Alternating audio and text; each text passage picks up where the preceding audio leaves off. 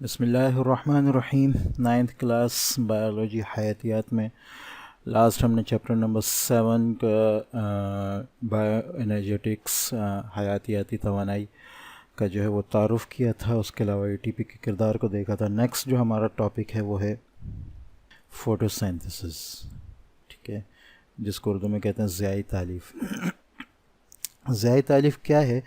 ज़ियाई तालीफ़ एक अमल है जो ख़ास तौर पर पौधों के अंदर होता है, ठीक है। और उस अमल में ये होता है कि कुछ ऑर्गेनिक कंपाउंड्स, नामियाती मुरक्कबात जो हैं वो तैयार किए जाते हैं और उनके तैयार होने में ऑक्सीजन जो है वो इन जानदारों के लिए जिनके अंदर ये ज़ियाई तालीफ़ का अमल होता है, इनके लिए तो एक्स्ट्रा एक वो होती है, चीज़ होती है जिसको ये छोड़ देते हैं, लेकिन बाकी जानदारों के लिए ये बहुत अहम चीज़ होती है।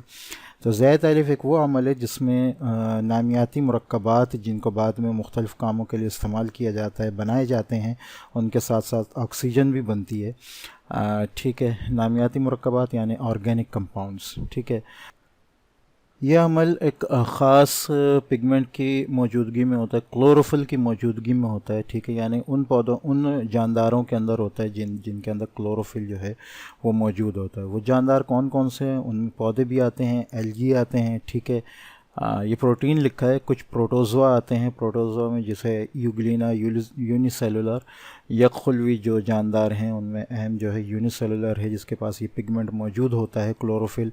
इसके अलावा कुछ बैक्टीरिया हैं जिनके अंदर ये ज़ियाई तालीफ़ का अमल होता है, क्योंकि उनके अंदर ये क्लोरोफिल जो है, ख़ास पिगमेंट जो ज़ियाई तालीफ़ के लिए बहुत अहम होता है, मौजूद होता है, ठीक है। यहाँ इन्होंने जो है इसके नाम के मुताबिक जो फ़ोटोसिंथेसिस है, इसके नाम के मुताबिक पूरी तफसील बताइए। फ़ोटो का मतलब रोशनी है और सिंथेसिस का मतलब तैयार करना है, ठीक है। यानी रोशनी की मौजूदगी में कुछ चीज़ें तैयार होती हैं, तो उस प्रोसेस को फ़ोटोसिंथेसिस या ज़ियाई तालीफ़ कहा जाता है, ठीक है। इसमें क्या होता है? पौधे सादा गैर नामियाती मुरक्कबात यानी इनऑर्गेनिक कंपाउंड्स को जो है कार्बन डाइऑक्साइड और पानी को इस्तेमाल करते हैं, ठीक है, जो कि ज़ियाई तालीफ़ को इस्तेमाल करके क्लोरोफिल पिगमेंट की मौजूदगी में तामुल करके ग्लूकोज़ और ऑक्सीजन पैदा करते हैं, ठीक है। यानी गैर नामियाती मुरक्कबात होते हैं, ठीक है, उनको जो है कार्बन डाइऑक्साइड और पानी को इस्तेमाल किया जाता है इसमें, ठीक है। और ज़ियाई तवानाई यानी रोशनी की जो तवानाई है, लाइट की जो एनर्जी है, उसको इस्तेमाल करके क्लोरोफिल, एक ख़ास पिगमेंट की मौजूदगी में जो है ग्लूकोज़ और ऑक्सीजन को तैयार किया जाता है। यहाँ जो है इसकी इक्वेशन लिखी है, ठीक है। ये ऑक्सीजन प्लस ग्लूकोज़, इसका अगर हम इंग्लिश में भी देख लें, ठीक है। कार्बन डाइऑक्साइड जो है और वाटर, कार्बन डाइऑक्साइड और वाटर मिलते हैं लाइट और क्लोरोफिल की मौजूदगी में, जो ग्लूकोज और ऑक्सीजन बनाते हैं, ठीक है। ये इक्वेशन भी दी हुई है जो बैलेंस भी है, ठीक है। तो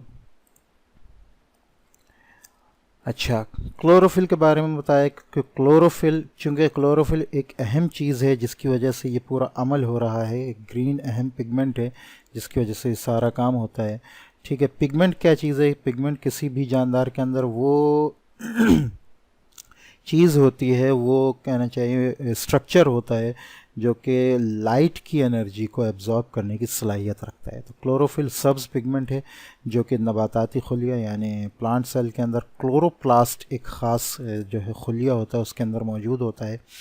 ये जो है रोशनी के ख़ास हिस्सों को जज़्ब करता है। हमें पता है कि रोशनी के अंदर जो है 6-7 किस्म के कलर होते हैं, तो उनमें से ख़ास किस्म के कलर जो हैं उनको वो एब्ज़ॉर्ब करता है और उनकी एनर्जी को जो है वो यूटिलाइज़ करता है इस काम के लिए।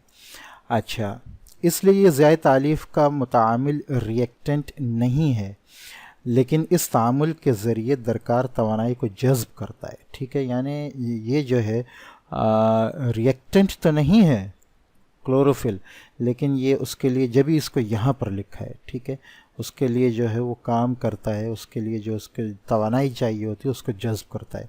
दूसरे अल्फाज में ज़ियाई तालीफ़ वो अमल है जिसमें ज़ियाई तवानाई यानी रोशनी की तवानाई, फ़ोटोसिंथेसिस वो अमल है जिसमें जो लाइट एनर्जी जो है वो केमिकल एनर्जी में तब्दील हो जाती है, ठीक है। अच्छा, बुनियादी तौर पर फ़ोटोसिंथेसिस जो है वो एक एनाबॉलिक रिएक्शन है एनाबॉलिक रिएक्शन से मुराद ये है कि फोटोसिंथेसिस के मुकाबले में रिस्पिरेशन आता है, रिस्पिरेशन यानी अमल तनफ़ुस आता है, वो एक कैटाबॉलिक रिएक्शन है। एनाबॉलिक रिएक्शन से मुराद ये है कि इसके अंदर चीज़ें बनती हैं, ठीक है, जबकि कैटाबॉलिक रिएक्शन जो कि आगे रिस्पिरेशन आ जाएगा, अमल तनफ़ुस आ जाएगा, उसके अंदर जो है वो कहना चाहिए चीज़ें टूटती हैं, लिहाजा वो कैटाबॉलिक रिएक्शन है, ठीक है। अच्छा, अब ये आगे इन्होंने ये पूरा चार्ट बनाया है जिसमें समझाया है कि भाई क्या क्या काम होते हैं ज़ाय तालीफ़ के ज़रिए, उनका क्या फ़ायदा है, ठीक है। फोटोसिंथेसिस या ज़ाय तालीफ़ के ज़रिए कार्बन डाइऑक्साइड और हाइड्रोजन यानी पानी, हाइड्रोजन और ऑक्सीजन यानी पानी मिलते हैं, और पौधा जो है ग्लूकोज़ बनाता है। याद रखें, पौधा कोई भी और चीज़ नहीं बनाता, वो ग्लूकोज़ ही बनाता है, और उससे उसको जो है वो अपने कामों के लिए मुख्तलिफ़ तरीक़ेकार से जो है वो यूटिलाइज़ करता है, ठीक है।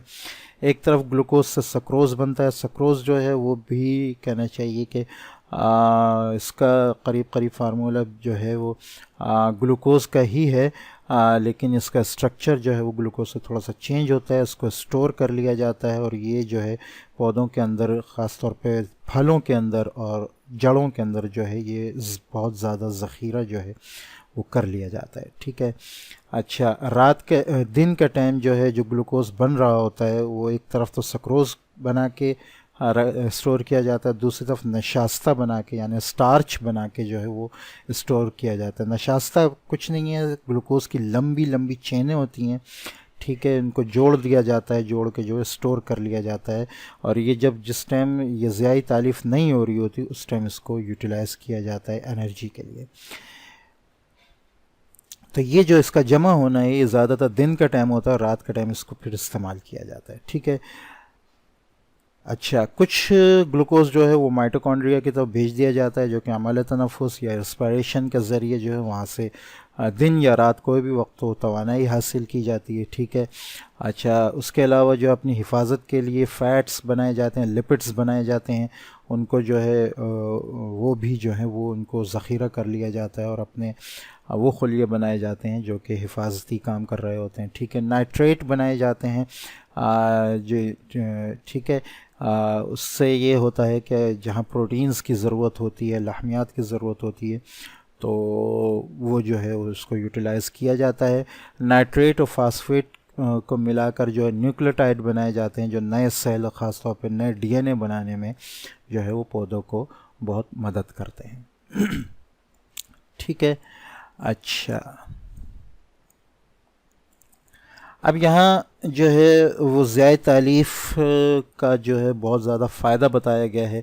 एक तो ना सिर्फ ये कि ज़ियाई तालीफ़ ख़ुद पौधे के लिए खाना तैयार करने का सबब है, बल्कि पौधों के अलावा दूसरे जानवरों के लिए भी कहना चाहिए खाना जो है वो ज़िंदगी का सबब है। वो किस तरह है, नबातात ही वो जानवर नहीं जो ज़ियाई तालीफ़ पर इन्हिसार करते हैं, बल्कि हैवानात भी और इन्हिसार करते हैं ज़ियाई तालीफ़ पर, ठीक है। उन पौधों पर जो ज़ियाई तालीफ़ के ज़रिए अपना खाना तैयार कर रहे होते हैं, ठीक है। किस तरह, हमें पता है कि कुछ जानवर ऐसे हैं जो पौधे खाते हैं और कुछ जानवर ऐसे हैं जो जानवरों को खाते हैं।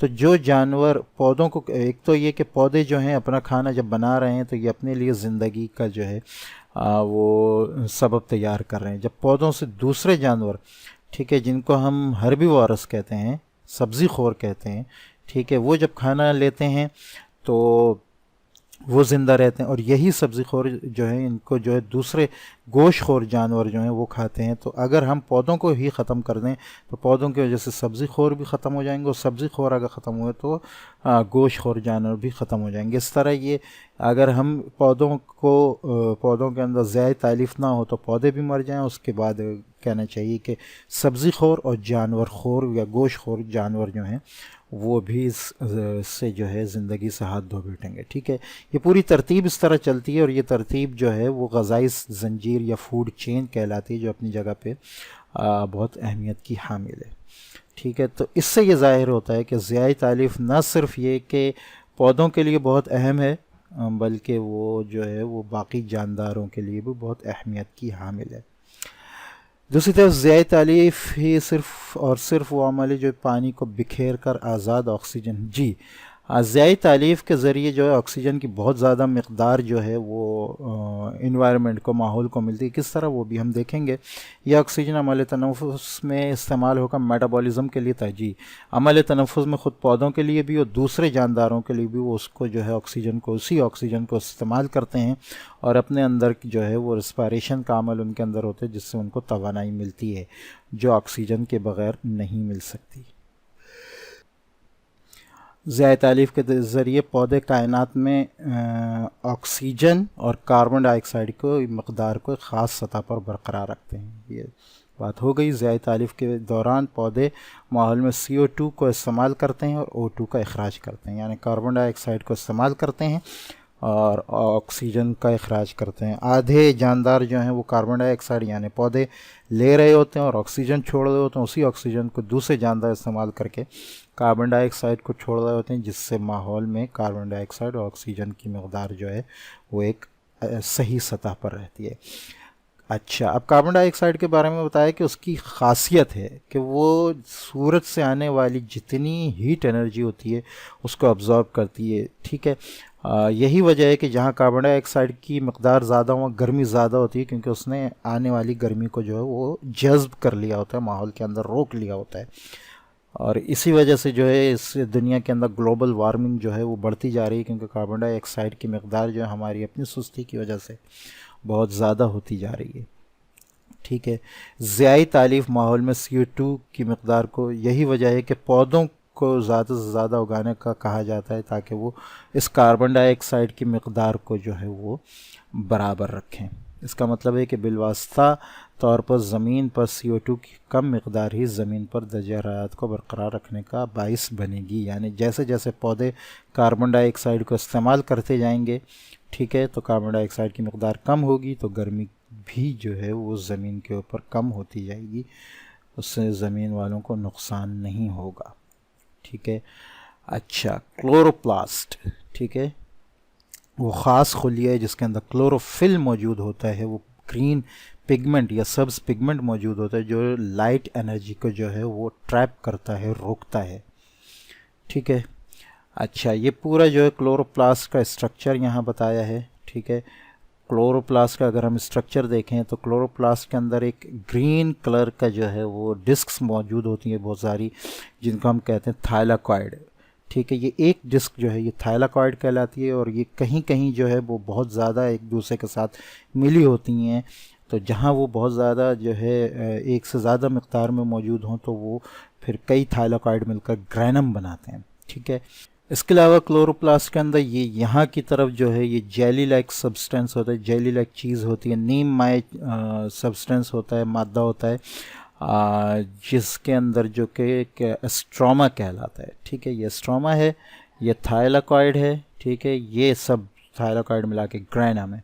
ठीक है, ज़ियाई तालीफ़ में क्या होता है जो रोशनी, अच्छा, इसके अंदर दो किस्म के जो हैं वो रिएक्शन हो रहे होते हैं, तामुल हो रहे होते हैं। ठीक है, पहले तो ये बात समझ में आ गई कि ये थाइलाकॉइड है। ठीक है, बहुत सारे मिलकर ग्रैनम बनाते हैं। यहाँ जो ये सारा फ्लूइड है ये स्ट्रोमा है। इन तीनों का असल काम होता है कैसे, स्ट्रोमा के अंदर जो है वो साइकिल रिएक्शन हो रहा होता है, एक ऐसा रिएक्शन हो रहा होता है जो एक चक्कर की सूरत में चल रहा होता है, ये कैल्वन का चक्कर कहलाता है। ठीक है, और यहाँ जो रिएक्शन हो रहा होता है वो चक्कर की सूरत में नहीं हो रहा होता।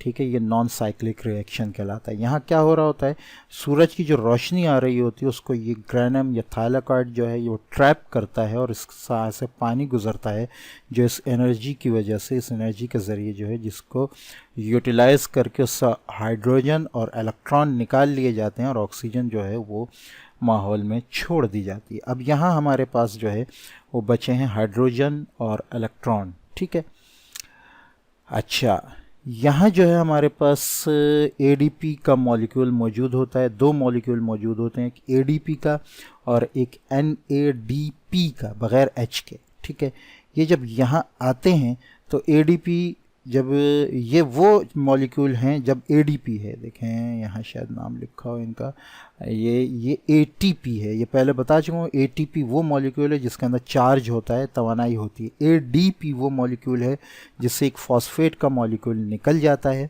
ठीक है, यहाँ शो पहले हो चुका है यहाँ पे। ठीक है, निकल जाता है तो एनर्जी इसकी ख़त्म हो चुकी होती है। तो ये एडीपी पहले से मौजूद है, ये जब यहाँ आता है तो इसको एनर्जी मिलती है, फॉस्फेट का मॉलिक्यूल मिलता है उसको, ये दोबारा एटीपी बनता है, ठीक है, जो आगे यहाँ आकर काम करता है, ठीक है। इसी तरह एनएडीपी का मॉलिक्यूल आता है, ठीक है, जिसके अंदर हाइड्रोजन नहीं होता, यहाँ से निकलने वाला हाइड्रोजन का आयन जो है वो इसके साथ मिलता है, इसको चार्ज मिलता है, और ये NADPH बन के जो है वो इस तरफ आ जाता है काम करने के लिए। तो यहाँ जो हमारा काम हुआ है वो सिर्फ पानी के साथ हुआ है, पानी यहाँ आया है, उसमें से हाइड्रोजन और इलेक्ट्रॉन जो हैं वो निकाल लिए गए हैं, ऑक्सीजन को छोड़ दिया गया। हाइड्रोजन और इलेक्ट्रॉन को ADP और NADP के साथ मिलाकर ATP और NADPH बना दिया गया है, ठीक है। अब ये दोनों एनर्जी वाले मॉलिक्यूल जो हैं वो यहाँ आते हैं और कार्बन डाइऑक्साइड के साथ जो है वो रिएक्शन करते हैं, ठीक है, जिसके ज़रिए जो है वो ग्लूकोज को जो है वो तैयार किया जाता है। तो ज़्यादा मुश्किल ये रिएक्शन का ये यहाँ है नहीं, ठीक है। और तो अगर हम इसको यहाँ देख लें तो इंशाल्लाह हमें थोड़ा सा और वाज़े भी हो जाएगा, ठीक है। क्लोरोप्लास्ट एक दोहरी झिल्ली, इसकी डबल मेम्ब्रेन होती है, ठीक है, वाले ओज़िया हैं जिनमें नीम माइल लहमियात बहैसियत वास्ता मीडियम पाई जाती है, जिसे स्ट्रोमा कहते हैं, यहाँ मौजूद होता है जेली लाइक सब्सटेंस, ठीक है।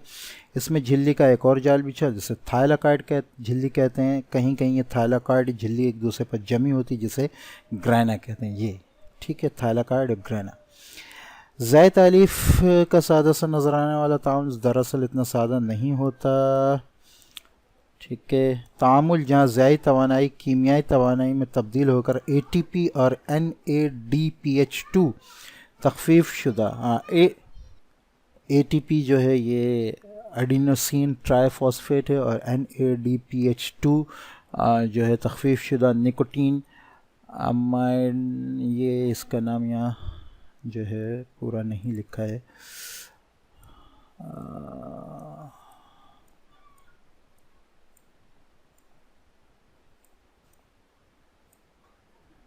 जी, reduce nicotinamide adenosine dinucleotide phosphate, ये डाई न्यूक्लियोटाइड में खास ये उर्दू में जो है वो नहीं लिखा है, बहरहाल ठीक है। तो ये इसका नाम आ गया है, ये दोनों बनाते हैं, ठीक है। ये जो है फिर ये आगे जाकर जो ये है जब ये बन जाता है ये पिगमेंट, ठीक है।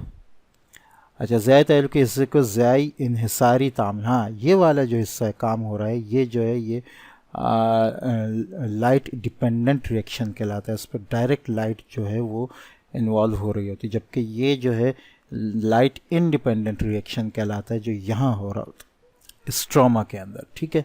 ज़ाय तालिब के इस हिस्से को जो यहाँ हो रहा है ज़ाय इन्हिसारी तामुल कहा जाता है। ये एक गैर चक्करदार अमल है, इसमें चक्कर नहीं हो रहा होता, जबकि यहाँ चक्कर हो रहा था जो कैल्विन का चक्कर कहलाता है, इसको हम आगे तफसील से देखेंगे। चक्करदार गैर चक्करदार अमल है जो कि पानी के इंतशार वाले हिस्से से जुड़ा होता है। पानी के इंतशार को ज़ियाई इंतशार कहा जाता है। ये भी थाइलाकॉइड झिल्ली पर ही अमल पजीर होता है जो यहाँ मैंने बता दिया हो रहा है, ठीक है। अच्छा, वो तामुल जिसमें शिकार शुदा शमसी तवानाई ATP और NADPH2 से ग्लूकोज में मुंतकिल होती है, ये तामुल स्ट्रोमा यहाँ होता है, ठीक है। यहाँ से ये एनर्जी लेके आते हैं दोनों ADP और NADPH, ATP और NADPH2 बन जाते हैं और यहाँ आकर जो है वो उस तवानाई को जो लेकर आ रहे हैं इस्तेमाल करते हैं कार्बन डाइऑक्साइड के ऊपर ग्लूकोज बनाने के लिए, ठीक है। तो इसकी थोड़ी सी और मज़ीद तफसील है जो इंशाल्लाह हम नेक्स्ट क्लास में देखेंगे।